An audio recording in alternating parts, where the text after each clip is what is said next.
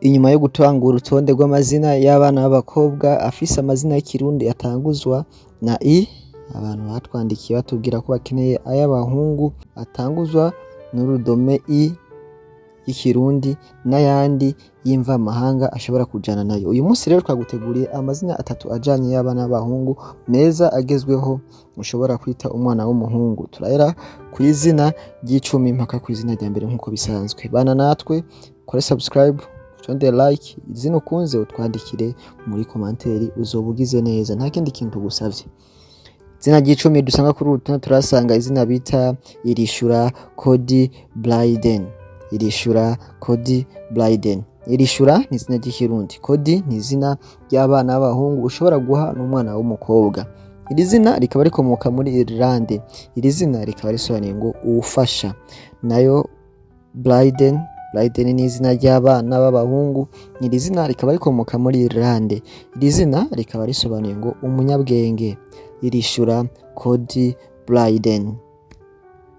Ku mwanya w'icenda turasanga izina bita Iriho Garen Rika.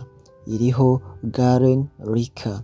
Iriho ni izina ry'ikirundi, Garen ni izina ry'abana b'abahungu rikomoka mu Bugiriki. Iri zina rikaba risobanuye ngo gutekana. Nayo Rika ni izina ry'abana b'abahungu.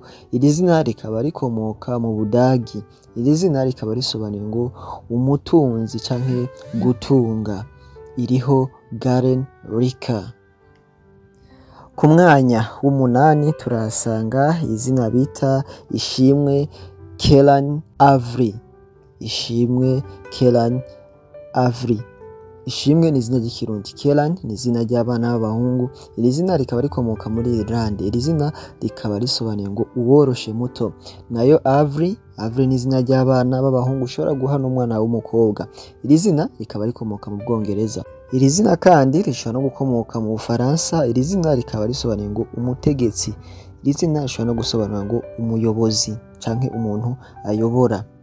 Ishimwe Kelan Avery. Ku mwanya w'indwi turahasanga izina bita Irakoze Gian Cairo. Irakoze Gian Cairo. Irakoze ni izina ry'ikirundi, Gian ni izina ry'abana b'abahungu. Iri zina rikaba rikomoka mu Butaliyano. Iri zina rikaba risobanuye ngo Imana irahambaye. Nayo Cairo ni izina ry'abana b'abahungu. Iri zina rikaba rikomoka mu Barabu. Iri zina rikaba risobanuye ngo umutsinzi canke umuntu atsinda. Irakoze Gian Cairo. Ku mwanya wa gatandatu turasanga izina bita Iganze Andy Dorwin. Iganze Andy Dorwin. Iganze ni izina ry'ikirundi, Andy ni izina ry'abana b'abahungu. Iri zina rikaba rikomoka mu Bagiriki. Iri zina rikaba risobanuye ngo umugabo. Nayo Dorwin ni izina ry'abana b'abahungu. Iri zina rikaba rikomoka mu Bwongereza bwa kera. Iri zina rikaba risobanuye ngo inshuti nziza. Iganze Andy Dorwin.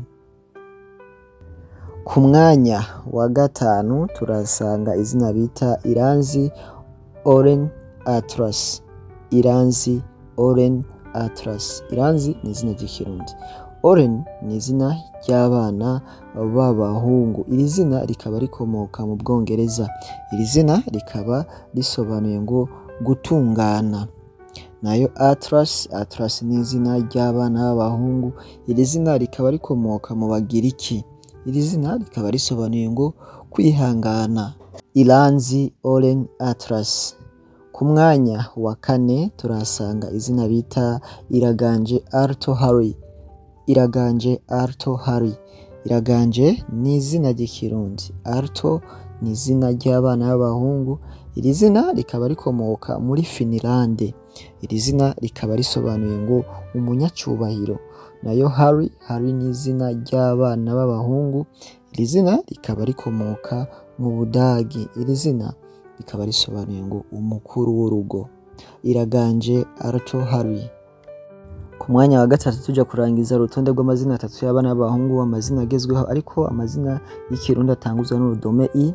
Turasanga izina bita Izere Black Dawson.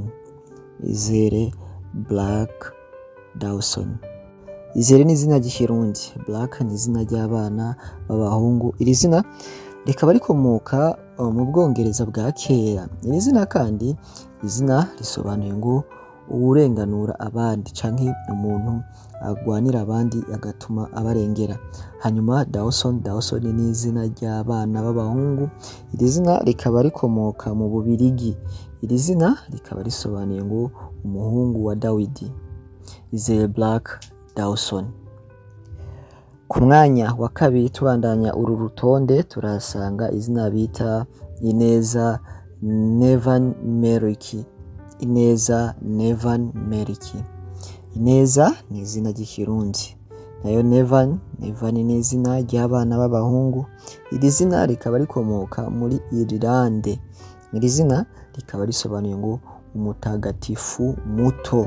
Nayo Meriki ni izina ry'abana b'abahungu. Iri zina rikaba rikomoka muri Finlande. Iri zina rikaba risobanuye ngo inkomezi. Ineza Nevan Meriki.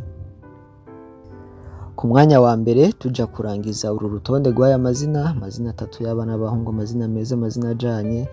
Tugushimira wowe wakoze subscribe, tugushimira wadufyondeye like, tugushimira wowe wese ubana natwe uko bukeye kuko bwije mu biganiro byacu, nawe utwandikira muri commentaire umve ko tugushimiye.